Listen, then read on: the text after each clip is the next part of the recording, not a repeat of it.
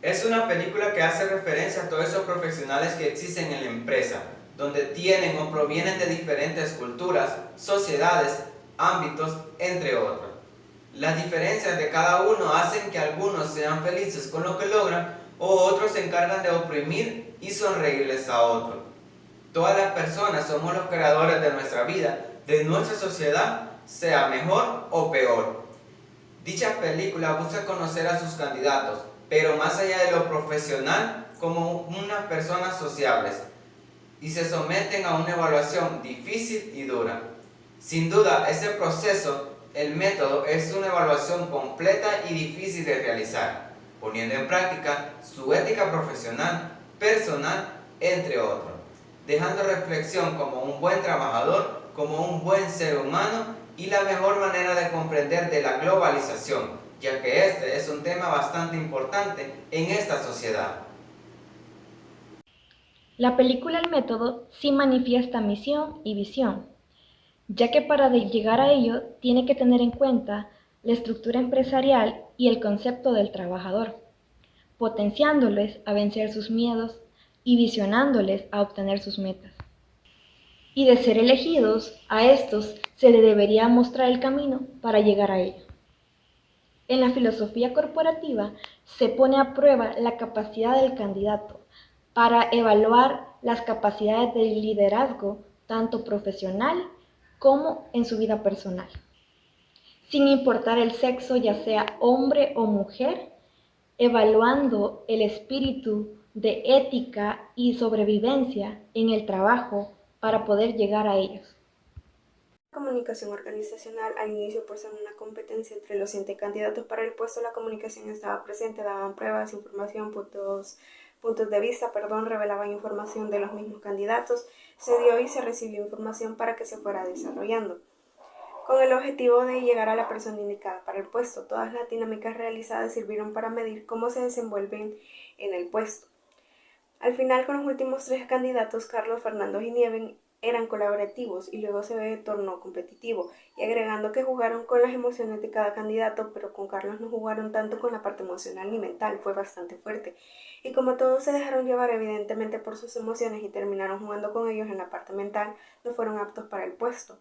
Solo Carlos, que se observó que no se dejó llevar, entonces él, como no se deja llevar por sus emociones a la hora de trabajar con las demás personas, va a poder poner como prioridad los objetivos de la empresa, y eso se verá reflejado en los resultados que la empresa quiera llegar a tener exactamente externamente, no solamente interna.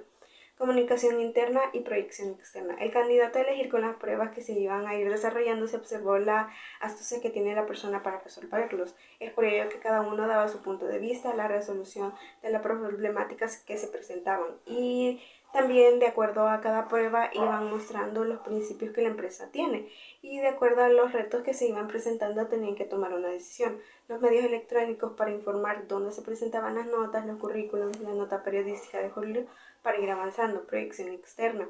La protesta del Banco Mundial y el FMI. El gremio de las empresas no estaba de acuerdo con las políticas, ya que estaban queriendo sancionar y cada uno estaba protestando por sus principios personales o de la empresa.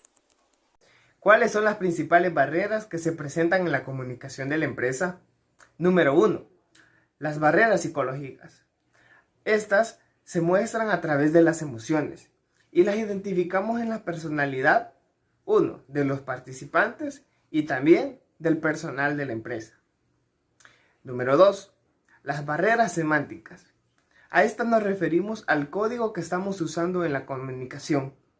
Al principio de la película, pues, el código que se está usando entre los participantes es el mismo, pero al final, cuando ya los finalistas están quedando, pues el código cambia, cuando hasta cambian su idioma, su lengua. Ahí identificamos la segunda barrera. Ejemplos en la resolución de problemas. Identificamos dos de ellos, cuando los participantes tenían que elegir a sus mismos compañeros para que disertaran de la prueba o de la entrevista. Y ahí ellos utilizaron la comunicación efectiva. Se pusieron de acuerdo para poder resolver este problema. El número 2. Dos casos que no resolvieron de la mejor manera. ¿Por qué? en el caso de Enrique, cuando tenía que delatar a Ricardo. Y la otra, cuando no usaron una comunicación efectiva. Eso se dio cuando estaban los 3 finalistas y comenzaron a discutir al momento hasta de enojarse. Las características que más se logran ver en los personajes de la película El Método son que son personas bastante seguras de sí mismas, que siempre buscan superarse a ellos mismos, son sociables, son bastante astutos, bastante competitivos, creativos, pero otra parte también es bastante insegura e indecisa. Una barrera comunicacional como tal no la hubo. Sí, a lo largo de la película hubieron riñas entre las generaciones por ciertos desacuerdos.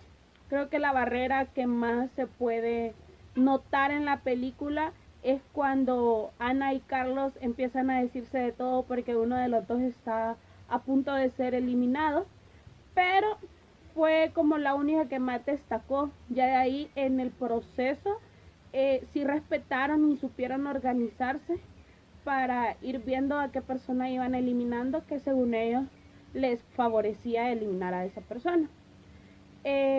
Algunos de los beneficios que les dejó el estar compartiendo personas de generaciones distintas, de edades diferentes, de carreras totalmente diferentes, fue el aprendizaje que les dejó el saber cómo lidiar entre ellos, el haber organizarse bien. Creo que fue el principal beneficio que les pudo haber dejado.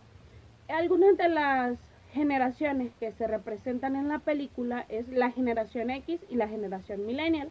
¿Y por qué se tomó esa decisión?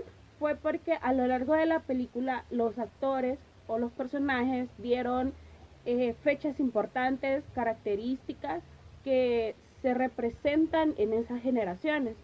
También donde más se mostró que ahí fue donde nos dimos cuenta qué generaciones podían haber destacado en esa película fue en el minuto 36, donde está Fernando con Ana y está Carlos con Nieves hablando, y ahí se logra ver y captar ambas generaciones. Gracias.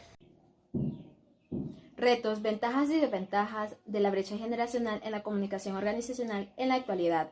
Una de las ventajas que más se visualiza es que las organizaciones han optado por hacer uso de los nuevos canales de comunicación gracias a la tecnología, como por ejemplo las plataformas digitales. Esto ha posibilitado un fácil acceso, información, transferencia de datos entre los empleados, ya sea de forma interna o externa. La desventaja es que empleados pertenecientes a generaciones anteriores no han podido adaptarse a estas plataformas, por lo que el nivel de comunicación no es igual. Otra ventaja es que en la actualidad los empleados tienen esa posibilidad de dar sus opiniones, sugerencias que favorecen ya sea a la organización en sí o a las relaciones entre empleados. La desventaja es que existen aún personas que tienen esa mentalidad, esas ideas, como por ejemplo temas sobre el machismo, el acoso, entre otros. Por lo que aquí se crea una gran barrera de comunicación, ya que están estos nuevos conocimientos sobre el respeto y la inclusión y los que todavía no. Otra ventaja es que, y para todas las generaciones, es que todos buscan resaltar, sobresalir en su trabajo, hacer su mejor actividades, su desempeño y demás. Esta es una ventaja para todas las generaciones, el querer seguir trabajando y dar uno de sí mismo. El gran reto es la adaptación, la motivación entre generaciones. Cada una tiene que motivarse y enseñar lo que han aprendido actualmente y de los que ya han tenido formación por años. Este es un gran reto, la adaptación entre sí.